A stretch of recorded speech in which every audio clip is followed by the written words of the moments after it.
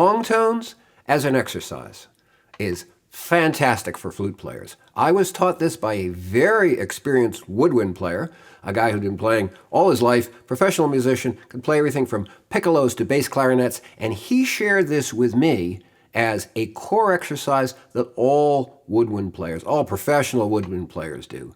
And the exercise is very, very simple. It is simply to hold a single long tone, like I was playing in the introduction, a single long tone with no effects, no ornaments, no variation, nothing but the pure tone. Very common practice among professional woodwind players. Why? Because, as I was told, it has a dramatic effect on your tone and control when you're playing long tones, when you're playing the long tone style of playing. Long tone style of playing is often played on these instruments. It's very common in the New Age genre. We play it a lot, and the counterpoint to that is to play kind of fancy, right? If I'm playing on this instrument,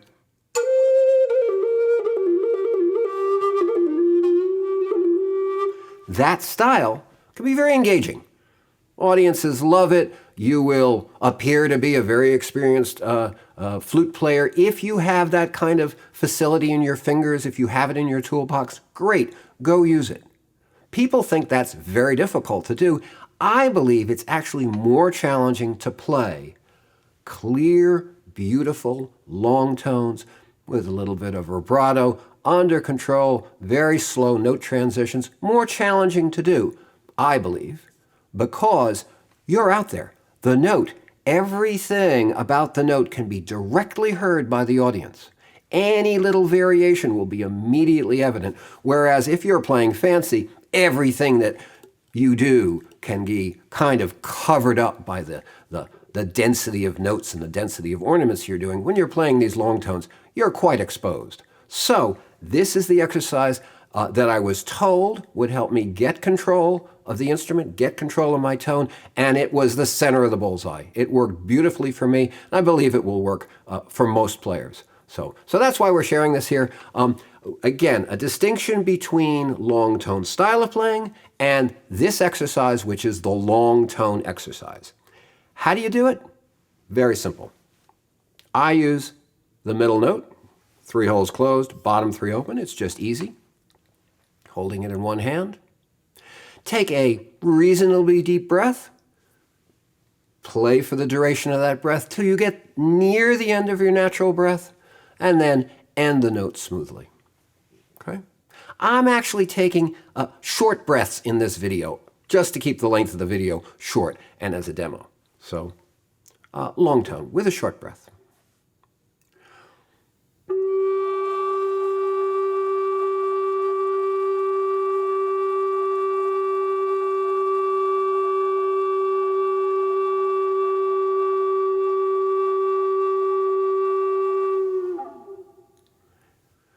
Did you hear a pulsing in the tone? Was it perfectly steady, or did you hear a pulse? If you heard the pulse, good listening. What is that? It is my blood reaching my diaphragm, the blood pressure that comes from my heart. It's my heartbeat. So here's the exercise. Try this. I'll demo it.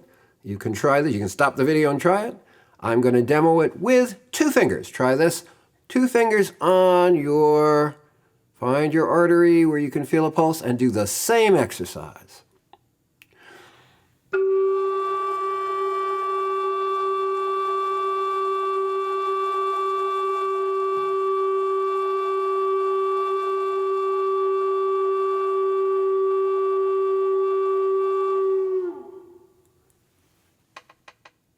Did you hear the pulse?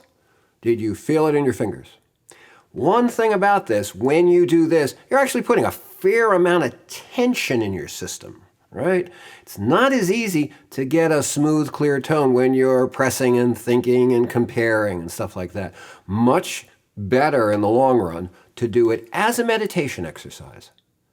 Close your eyes, sit there, and just hear the sound of your own flute as you're playing.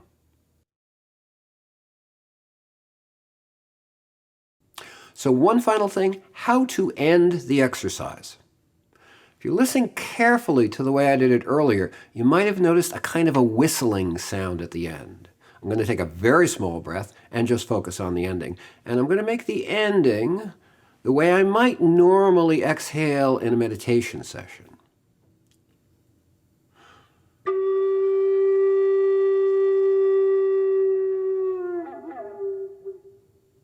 You notice there was that whistling sound.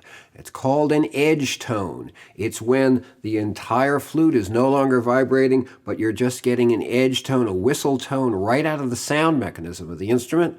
That comes when you're at a very, very low breath pressure. And the way you handle that in this exercise is to simply accelerate the end of your breath. Your trail off of the breath should be or could be quicker to avoid that. Is there a downside to it? Of course not, because it's an exercise. We're not performing these long tone exercises. However, just make the end of your breath a little bit shorter and be aware of whether you get an edge tone and how much edge tone there is. Again, I'll do it with a much shorter trail off.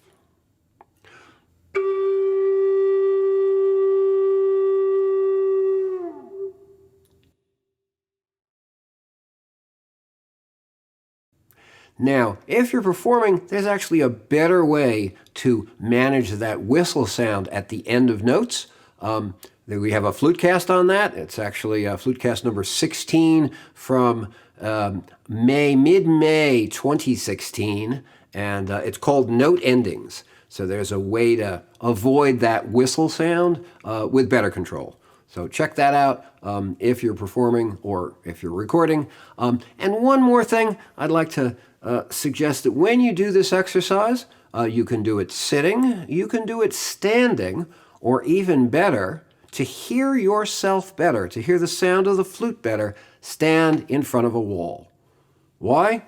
The sound that comes out here goes out, and we're almost in the worst position to hear that sound. Everybody else can hear our sound better. In order to hear your sound better, if you just want to do it quickly, playing with 3 fingers, you can put your hand right in front of the sound mechanism, and it will partially echo the sound back to you. But even better, stand up, step up to a wall, and then put the flute to your lips with the foot of the flute very close to the wall. But be very, very, very careful, please. Do not hit the foot of the flute against the wall or anything, because you will knock your teeth out. Okay, this is dangerous, so please be very careful and very mindful, and gently bring the flute up, the foot of the flute up against the wall, and play with your ears open. You could even play with 3 fingers and put your hands behind your ears. This is a great thing to do in a flute circle, right? If you have any sound going on and people are listening, have them put both hands behind their ears and focus on how the quality of the sound changes, how the volume and the quality of the sound changes. So that's the long tone exercise. I hope you can put it to use.